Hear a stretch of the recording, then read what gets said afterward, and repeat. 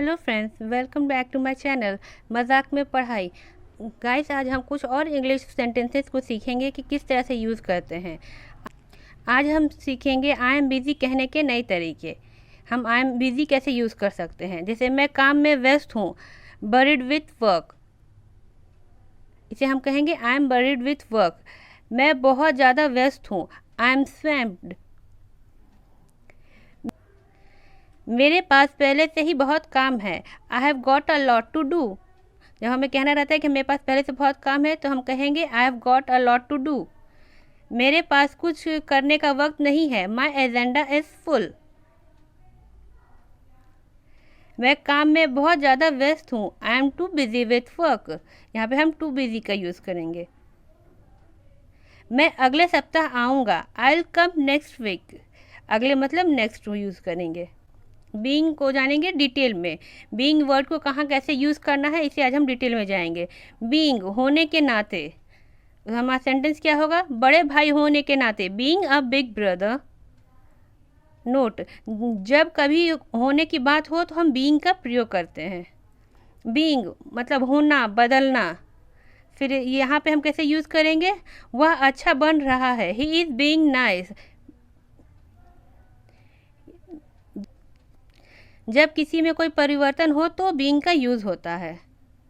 Being मतलब रहना भी होता है। अब जैसे है, इसके लिए हम क्या सेंटेंस यूज़ करेंगे? उसके साथ रहना बंद करो, stop being with him, he is not a good guy, या ही इज़ अ डिसअबीडिएंट बॉय, ऐसा हम कह सकते हैं। फिर है बीइंग बनना, वह ज़्यादा तेज बन रहा है, he was being over smart. जब ज़्यादा तेज बनता है तो इसके लिए हम ओवर स्मार्ट का यूज़ करते हैं। अब हम मोर कॉमन सेंटेंसेस को जानेंगे। जैसे दोनों में आसमान ज़मीन का फ़र्क है, जिसे हम कैसे कहेंगे? There is striking difference between the two. जब हम कहना होगा कि दोनों में आसमान ज़मीन का है तो हम कहेंगे स्ट्राइकिंग डिफरेंस यूज़ करेंगे। There is striking difference between the two. अब इसके बारे में कोई बात नहीं, no more discussion about it now. अब इसके बारे में कोई बात नहीं होगी, जिसे हम कहेंगे no more discussion about it now. मेरे लिए भी थोड़ा समय निकालो, make some time for me as well. आसपास कोई नहीं दिख रहा, no one is seen around. जब कोई आसपास नहीं दिखता तो हम इसे कैसे कहेंगे? No one is seen around. क्या तुम्हें कदमों की आवाज़ आई? Did you hear the footsteps. Footsteps मतलब हो गया कदमों की आवाज़। वह बात का बहुत पक्का है, he is a man of word. जब हम कोई ये man of word is a proverb, जिसे हमसे कहते हैं ना कि वह बात का बहुत पक्का है, इसलिए हम कहेंगे he is a man of word. यह आम सड़ा हुआ है, this mango is rotten. Rotten मतलब सड़ा होता है। अब हम नॉर्मल टू एडवांस इंग्लिश सीखेंगे। जैसे नॉर्मल में हम क्या कहते हैं?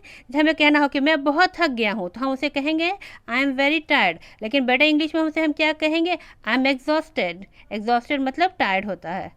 जैसे हम मुझे कहना हो मैं बहुत भूखा हूँ तो उसे हम नॉर्मल इंग्लिश में क्या कहेंगे? I am very hungry. But better English में आई एम स्टार्विंग।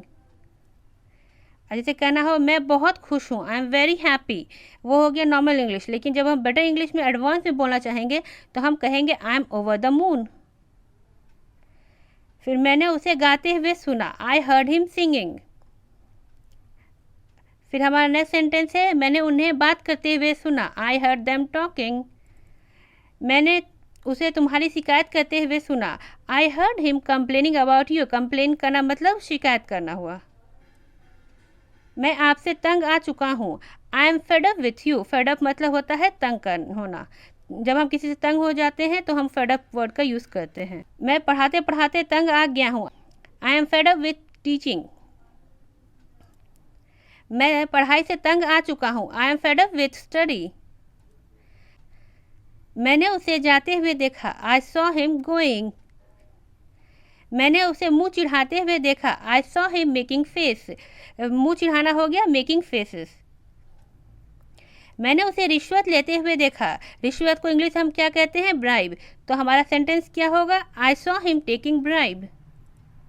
शर्माओ मत, थोड़ा और लो, पेट भर कर खाओ, डोंट बी शाय। शाय मतलब हो गया शर्माना। Have some more, eat your fill. पेट भर कर खाना को हम कहेंगे ईट योर फिल।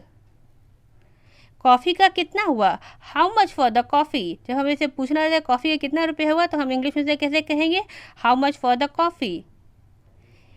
पूछना गुनाह है क्या, is it a crime to ask. बाद में क्यों, वाई लेटर। जब हम किसी को बोलना था ना बाद में क्यों, तो उसे हम इंग्लिश में कैसे कहेंगे, वाई लेटर। बदले में मुझे क्या मिला, धोखा। धोखा को इंग्लिश में हम कहते हैं betrayal. What did I get in return. Betrayal मतलब क्या मुझे धोखा मिला। तुम रहने दो इसे, मैं देख लूँगा इसे। You let it be, I will handle. जब हमें कहना रहता है किसी को मैं देख लूँगा इसे, तो हम उसे कहते हैं आई विल हैंडल। जो कपड़े तो बदलने देते, you could have let me change. जब कपड़ा बदलने का होता है तो हम उसे कैसे कहेंगे, you could have let me change. मेरे हाथ जो लगा मैंने ले लिया, I took everything I could get my hands on. जब हम कहते हैं ना कि जो मेरे हाथ लगा मैं ले लिया, तो उसे हम इंग्लिश में कैसे कहेंगे, I took everything I could get my hands on. हमारा नेक्स्ट सेंटेंस है, उसका अपहरण तो नहीं हो गया, he hasn't been kidnapped has he. जब हम उसे पूछना रहता है कि किसी का कि किडनैप तो नहीं हो गया, तो उसे हम इंग्लिश में कहेंगे, ही हैज़न्ट बीन किडनैप्ड हैज़ ही। खराटे तो नहीं लेते हो ना, don't you snore do you. Snore मतलब खराटा करना होता है। जब किसी पूछना होगा तो हम कहेंगे, you don't snore do you. क्या तुम अपने माँ बाप से भी ऐसे ही बात करते हो, do you talk like this to your parents as well. जब हम किसी को कुछ जब हम इसे कहना रहता है कि बोलना रहता है कि हाँ तुम इस तरह से रूडली अपने क्या पेरेंट्स से भी बात करते हो, तो इसे हम कहेंगे, डू